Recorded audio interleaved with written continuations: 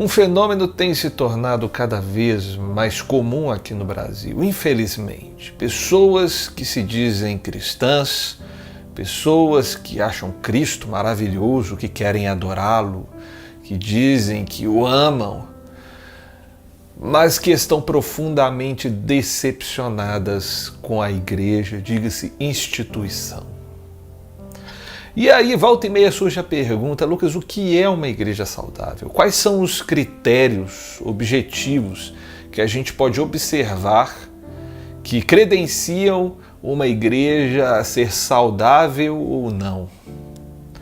E eu vou trazer aqui a minha opinião, o princípio que eu aplico na minha igreja, para mostrar a vocês o que eu acredito ser uma igreja saudável. Porque, infelizmente, a gente vive essa realidade que tanto nos entristece. Mas antes eu quero saber se você está bonzinho, se você está boazinha, se está na paz do Senhor, se está tudo certo. Eu espero que esteja tudo bem com você. E aí, você é um desses cristãos que estão decepcionados com a instituição? Você está afastado da igreja? Você quer retornar para a igreja? Você quer sair da sua igreja? E aí, como é que está a sua situação? Hoje nós vamos conversar. Você que está vindo aí pela primeira vez, seja muito bem-vindo e seja muito bem-vinda, que a casa é sua. Se você não é inscrito ainda, deixa aí a sua inscrição, ative as notificações, deixa um joinha, um gostei. Eu tenho visto o pessoal falando, senta o dedo no like, gente. Isso ajuda demais o canal a crescer. Deixa aí o seu comentário e compartilha esse vídeo com as pessoas que você ama. Fica comigo até o final, o papo vai ser bom, tenho certeza.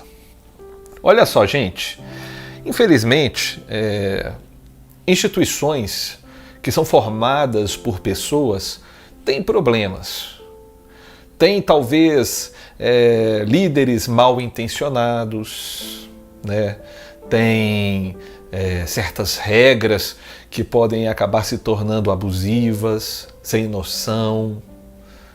Às vezes, as demandas e as atividades ministeriais de uma igreja podem acabar se tornando um peso para a vida de uma pessoa, para a vida ou para uma família inteira, talvez.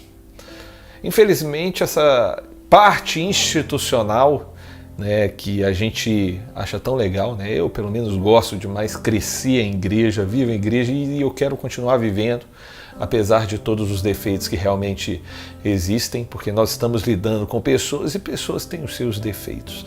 Mas isso tem trazido muitas feridas, muitas pessoas têm ficado feridas, principalmente em igrejas onde existe um líder ali, um maioral que é abusivo, ou então igrejas que têm um estatuto, um regimento muito abusivo, entendeu? Muito... vamos dizer assim, que só eles prestam. Isso existe demais. Então, quando uma pessoa leva um leve questionamento ali para ser debatido, talvez para a melhoria daquela igreja, ela logo é rechaçada, maltratada. Isso daí eu já vi acontecendo demais, é a realidade de muitas pessoas, talvez seja a realidade de você que está assistindo esse vídeo. E aí, cara, eu quero compartilhar com você alguns parâmetros objetivos que mostram que uma igreja é saudável. E o texto que eu quero usar está lá em Atos 2,42, que mostra como era a igreja lá no comecinho, com todas as suas dificuldades, com todos os seus defeitos. Volto a dizer, estamos lidando com pessoas, não tem como a gente fugir de dificuldades, de defeitos, mas existem coisas que estão muito além, que já vira mau caratismo, E tem coisas que a gente precisa de fato evitar e observar, Então, Atos 2, no capítulo 42, no Atos capítulo 2, versículo 42, eu tenho aqui o que eu considero ser um versículo base para toda a igreja se fundamentar. E como eu disse anteriormente, inclusive, a gente usa lá na nossa igreja esse versículo para fundamentar as nossas ações. Vamos lá. Todos se dedicavam de coração ao ensino dos apóstolos, à comunhão, ao partir do pão e à oração. E aí você vai me falar, poxa, Lucas, É só isso? Pô, achei que você ia falar mais, achei que você ia construir uma tese teológica aqui, mas eu acho que às vezes a gente complica demais e por isso que dá muito problema, porque na simplicidade desse versículo estão as maiores verdades que uma igreja poderia viver. Vamos parte a parte. Todos se dedicavam de coração, ou seja, eles depositavam emoção ali, razão também. Eles se dedicavam, ou seja, a igreja ali não era um organismo apático, não era um organismo que existiam pessoas ali que só recebiam, enquanto outras se entregam demais. A igreja ali era um organismo onde todo mundo se envolvia e se dedicava de coração. E se dedicava de coração ao quê? Ao ensino dos apóstolos, a viabilizar para que este ensino se tornasse uma palavra viva e operante no coração daquela igreja. Então não existe igreja que menospreza o ensino apostólico. Aí você já pode tirar por base que a igreja ela não é saudável. Porque aqui na palavra do Senhor nós temos um ensino apostólico e nós devemos nos dedicar a este ensino. Então existe aqui uma base que eu aplico lá na minha igreja, que nós devemos sempre estudar a palavra de Deus. Tudo que for falado deve vir da palavra de Deus em primeiro lugar. A gente deve evitar, isso é uma orientação, de ficar usando muitos exemplos pessoais, né? Isso não tem problema usar uma vez ou outra, mas existe pregação que o pregador lê um versículo lá e começa a falar da vida dele e você fica se perguntando, mas e o versículo que ele leu? Não tem nada a ver o que ele está falando? Misericórdia, eu não estou entendendo nada, não. A gente preza para que a Bíblia seja estudada de fato, para que ali a pregação seja de fato ministrada a partir da palavra de Deus. Os exemplos são apenas para pontuar algo que está extraído aqui de dentro. A gente tem a nossa escola bíblica, que a gente faz estudos bem densos de cada livro, às vezes estudando versículos por versículos, buscando entender, extrair. Então a gente se debruça mesmo para a gente, de fato, se dedicar de coração aos ensinos que os apóstolos trouxeram para nós. Amém? Então isso daí é um ponto extremamente importante.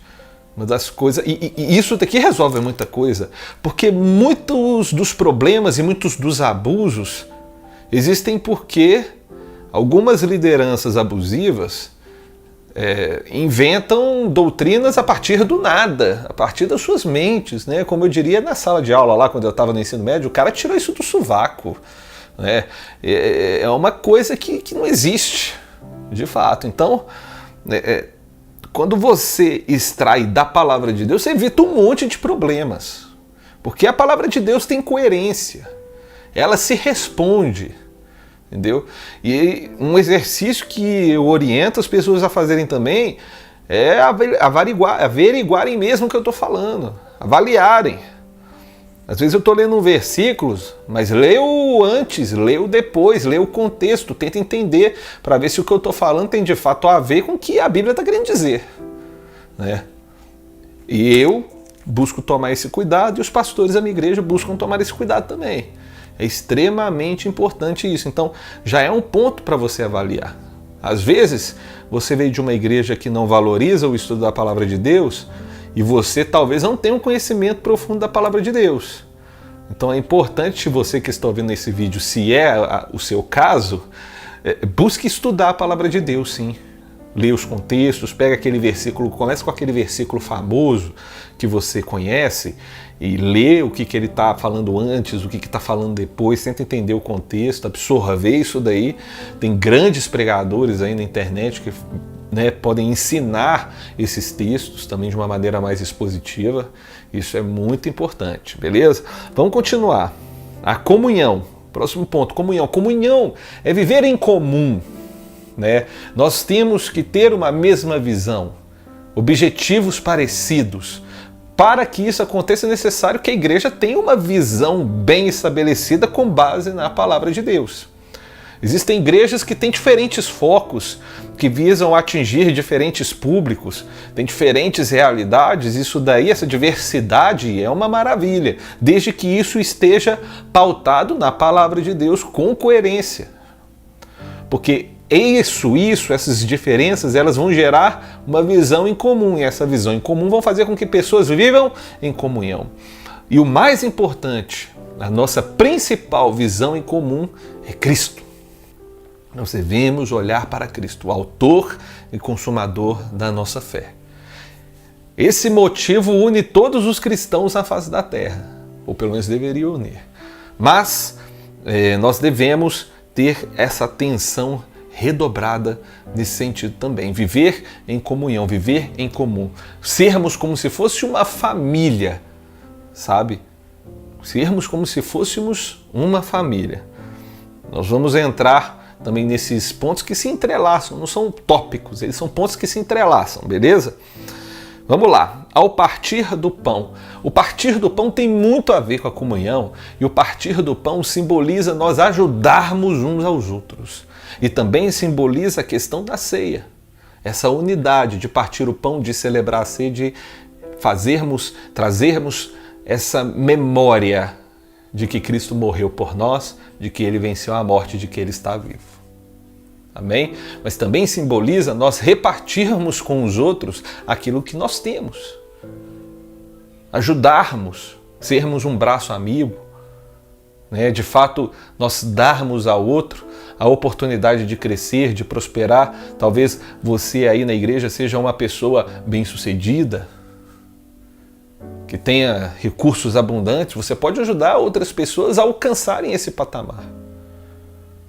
Talvez você seja uma pessoa na igreja com um profundo conhecimento acadêmico de diversas áreas. Você pode servir na igreja e ajudar isso é partir o pão também.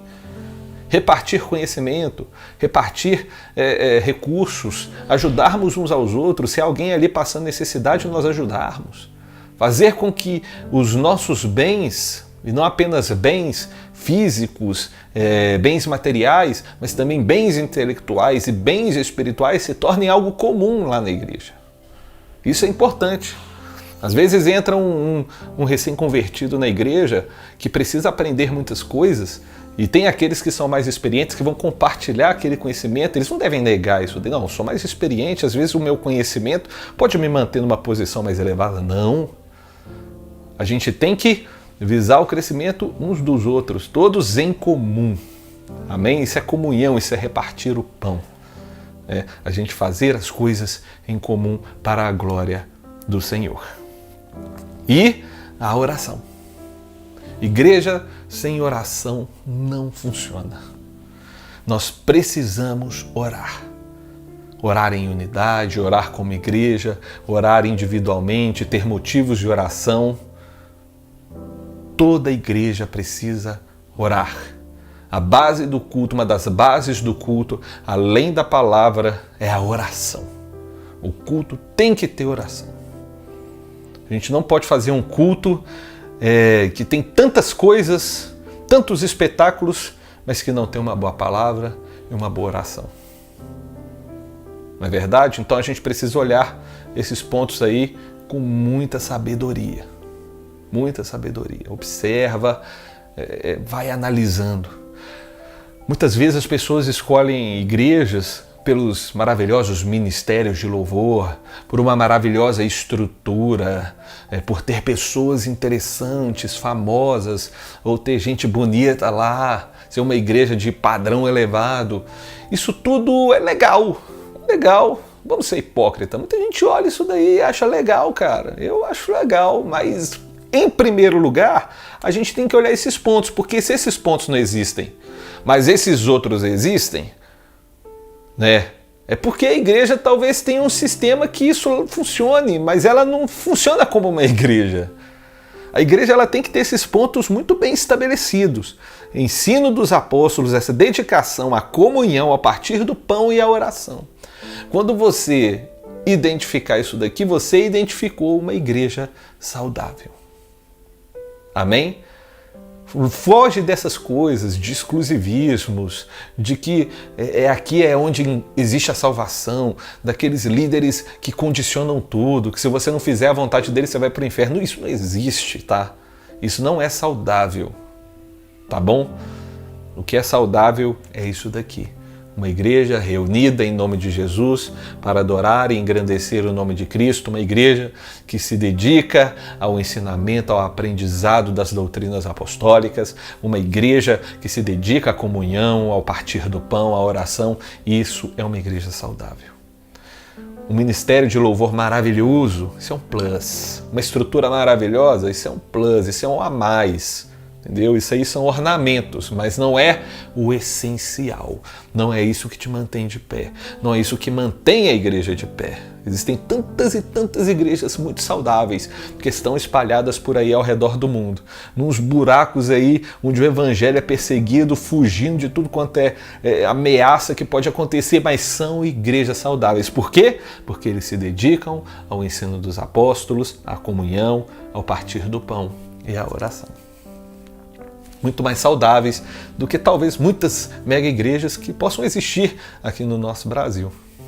Mega organizações, mega instituições. Então, você que está procurando uma igreja, você que é cristão, que viveu a vida toda na igreja, se decepcionou, está meio afastado, mas não aguenta ficar longe aí do corpo de Cristo, procura achar uma igreja com esses princípios.